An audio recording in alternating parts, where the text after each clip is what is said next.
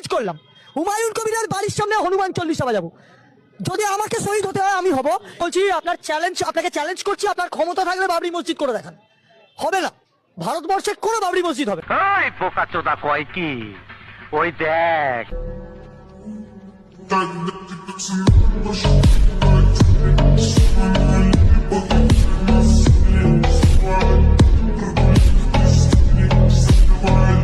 এ শালা বলে কি গো, চলো দেখতে হবে।